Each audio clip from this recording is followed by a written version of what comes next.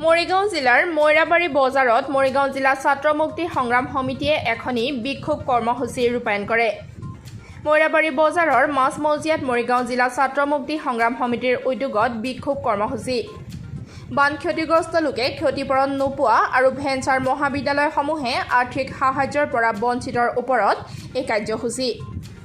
হাতে হাতে play card লৈ প্ৰতিবাদ সাব্যস্ত কৰে ছাত্ৰ মুক্তি সংগ্ৰাম সমিতিয়ে। মুখ্যমন্ত্ৰী হিমন্ত বিশ্ব শৰ্মা অপপদাৰ্থ, মেৰুদণ্ডহীন কাপুৰুষ আৰু ব্যৰ্থ মুখ্যমন্ত্ৰী বুলি আখ্যা ছাত্ৰ মুক্তি সংগ্ৰাম সমিতিৰ নেতা ফেৰদৌছ জিন্নাৰ। বানপীড়িত লোকসকলক মুখ্যমন্ত্ৰী হিমন্ত বিশ্ব শৰ্মাই ৯৫,০০০ টকাৰ সাহায্য দিব বুলি প্ৰতিশ্ৰুতি দি এতিয়ালৈকে ৯৫ টকাও দিয়া নাই। লগতে ভেঞ্চাৰ মহাবিদ্যালয়সমূহক আৰ্থিক সাহায্যৰ পৰা কিয় বঞ্চিত কৰি ৰখা হৈছে। ছাত্ৰ ছাত্ৰীসকলৰ নামভৰ্তি অসমত বিনামূলীয়াকৈ কৰা হৈছে যদিও ছাত্ৰ ছাত্ৰীসকলে ১৩০০ৰ পৰা ২৫০০ টকা পৰ্যন্ত আদায় দি নামভৰ্তি কৰিবলগীয়া হৈছে ভেঞ্চাৰ মহাবিদ্যালয়সমূহত। তাৰে উদ্দেশ্য লৈ ছাত্ৰ মুক্তি সংগ্ৰাম সমিতিৰ নেতা কেইবাটাও বিস্ফোৰক মন্তব্য দি কয় যে এসপ্তাহৰ ভিতৰত এই সমস্যাসমূহৰ যদি সমাধান কৰিব নোৱাৰে তেন্তে লক্ষাধিক লোকেৰে সমবেত হৈ মুখ্যমন্ত্ৰীৰ বাসভৱন অনিৰ্দিষ্ট কাললৈ ঘেৰাও কৰিব। দুখীয়া দৰিদ্ৰ ছাত্ৰ ছাত্ৰীৰ পৰা ১৩০০ টকা মাচুল লৈ আছে, কিছুমান ছাত্ৰ ছাত্ৰীৰ পৰা ২৫০০ টকা মাচুল লৈ আছে। গতিকে ইয়াৰ বাবে দায়ী কিন্তু ছাত্ৰ ছাত্ৰীসকল নহয়, ইয়াৰ বাবে দায়ী সম্পূৰ্ণ দায়ী ৰাজ্যৰ হিমন্ত বিশ্ব শৰ্মা চৰকাৰ। গতিকে ৰাজ্য চৰকাৰে যদি শংকৰদেৱ বিদ্যালয়ৰ শিক্ষক শিক্ষয়িত্ৰীসকলক যদি সাহায্য প্ৰদান কৰিব পাৰে তেনেহ'লে নিশ্চয় এই ভেঞ্চাৰ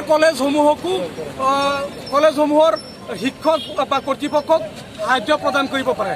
গতিকে এই ক্ষেত্ৰত আমি ৰাজ্যৰ হিমন্ত বিশ্ব শৰ্মা চৰকাৰক আহ্বান জনাইছোঁ, অতি শীঘ্ৰে এই ভেঞ্চাৰ কলেজসমূহক এডিশ্যনেল ফাণ্ডৰ ব্যৱস্থা কৰিব লাগে, যাতে বিদ্যালয়ৰ ৰাজ্যৰ কোনো এজন ছাত্ৰ ছাত্ৰীও যাতে নামভৰ্তি মাচুল দি যাতে নামভৰ্তি কৰিব নালাগে। আৰু লগতে যিহেতু আজিৰ পৰা ৩ বছৰমান পূৰ্বে সমগ্ৰ অসমতে বানপানী আহি হাজাৰ হাজাৰ লক্ষাধিক ৰাইজৰ ঘৰ দুৱাৰ একেবাৰে নিচ্ছিন্ন হৈ গৈছিলে, তেতিয়া ৰাজ্যৰ তথাকথিত দক্ষ এজন অপৰাধ ভীৰু কাপুৰু মুখ্যমন্ত্ৰী হিমন্ত বিশ্ব শৰ্মা ডাঙৰীয়াই দম্বালি মাৰি কৈছিলে যে বানপানীৰ জৰিয়তে যিসকলৰ ঘৰ দুৱাৰ সম্পূৰ্ণ নিচ্ছিন্ন হৈ গৈছে তেওঁলোকক ৯৫,০০০ টকাকৈ ক্ষতিপূৰণ দিব। কিন্তু দুৰ্ভাগ্যজনক কথা যে আমি ছাত্ৰ মুক্তি সংগ্ৰাম সমিতিয়ে বিগত ৩টা বছৰ ধৰি এটাৰ পাছত এটা ধাৰাবাহিক আন্দোলন কাৰ্যসূচী গ্ৰহণ কৰি আহিছোঁ যে এই বানপানীৰ জৰিয়তে যিসকলৰ ঘৰ দুৱাৰ একেবাৰে নিচ্ছিন্ন হৈ গৈছিলে তেওঁলোকক ৰাজ্যৰ মুখ্যমন্ত্ৰী হিমন্ত বিশ্ব শৰ্মা কোৱা মতে ৯৫,০০০ টকা ক্ষতিপূৰণ দিব লাগে। কিন্তু বিগত ৩ বছৰৰ ভিতৰত এজন ব্যক্তি অসম ৰাজ্যত ৯৫ টকা পোৱা নাই। গতিকে এই ক্ষেত্ৰত আমি ৰাজ্যৰ ভীৰু কাপুৰু মেৰুদণ্ডহীন মুখ্যমন্ত্ৰী হিমন্ত বিশ্ব শৰ্মা ডাঙৰীয়াক এসপ্তাহৰ সময় বান্ধি দিছোঁ।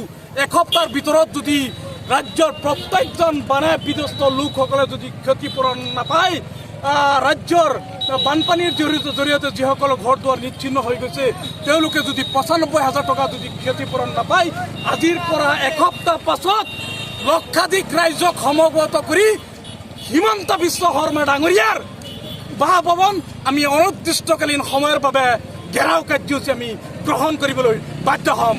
জয় আই অসম!